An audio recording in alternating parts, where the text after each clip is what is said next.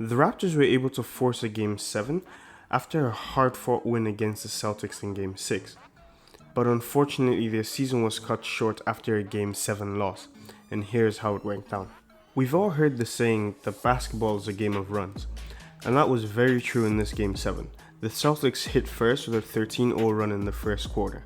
It all starts when Gasol drops low on this pick and roll, and it gives Tatum all the space he needs to knock down this three.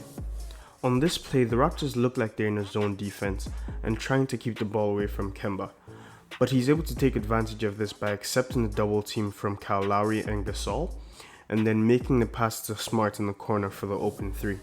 After Jaylen Brown forces this Lowry three to miss with a good contest, he leaks out to the other end and Tatum is able to find him for the easy layup. When this awkward angle shot by Siakam misses, the Celtics are able to push the ball in transition and force a mismatch early in the shot clock. Gasol is unable to keep up with the quicker marker Smart, who comes off the handoff and gets an easy look from three, which he knocks down. The Raptors were able to answer with a 17-2 run of their own, and it all started with this three from Fred VanVleet. After this Lowry Ibaka pick and roll, the Celtics triple team Ibaka, but it doesn't matter as he's still able to get this hook shot to drop. Jaylen Brown misses a three on one end, and Norm picks up the rebound and is able to keep Thias spinning until Norm blows past him for the slam.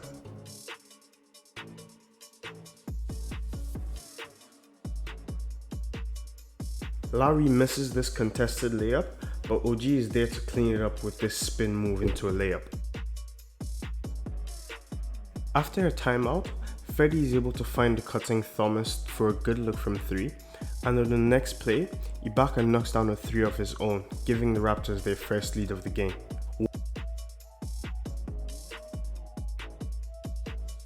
One more three from VanVleet gives the Raptors a 4-point lead, but this difficult three from Ogilvy cuts the lead back down to just one.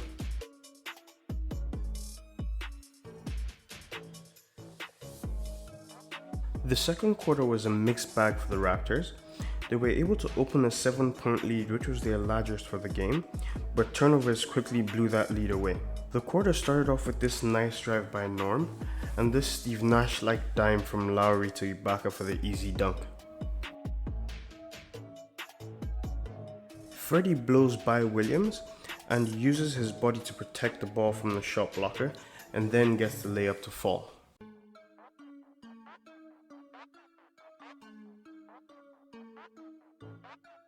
Miscommunication leads to this turnover here, as Ibaka expects Freddie to come to the ball, but Freddie is backing away, giving Brown enough space to steal the ball, take it to the other end, get the layup and the foul. Here Freddie is surrounded by Celtics, and the right play is to either pass back to Ibaka for the three or make a bounce pass to Gasol, but he tries an over-the-head pass to Gasol which gets picked up by Smart, leading to the lob for Tatum. Smart baits Ibaka into an offensive foul here, and that's another turnover.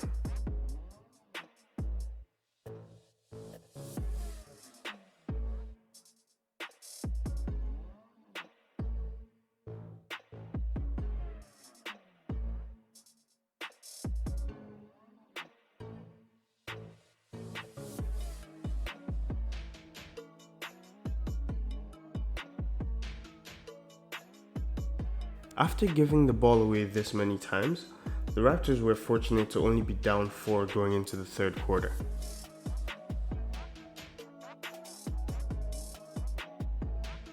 The Raptors' turnovers continued into the second half, but they were still able to stay in the game for most of the third quarter, even putting together a run that gave them a 1-point lead late in the third quarter.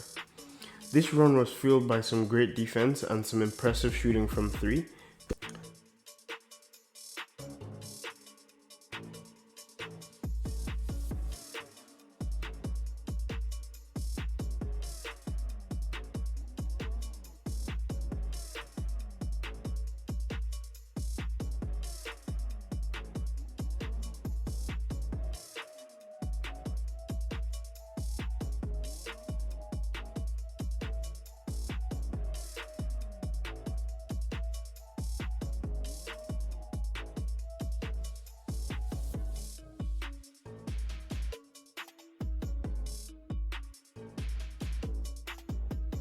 But at some point, if you keep ending possessions without a shot attempt and allowing the opposing team to get easy looks in transition, it'll end up costing you, and that's what happened in the fourth quarter.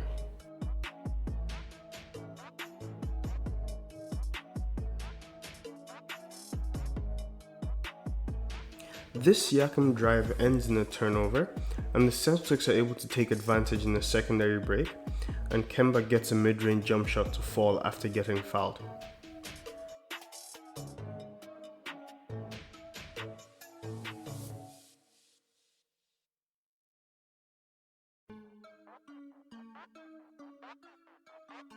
It's easy to see why a lot of people are putting the blame on Siakam, because he was involved in a lot of big turnovers late in the game, but the Raptors as a whole didn't do a good job of protecting the ball or getting back in transition, and that's one of the big reasons why they're leaving the bubble this early.